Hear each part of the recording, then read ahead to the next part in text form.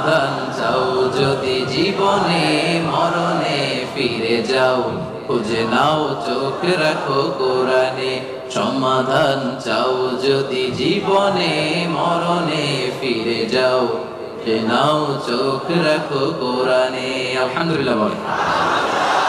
সব কিছুর সমাধান দিতে পারে। السلام عليكم ورحمة الله تعالى وبركاته.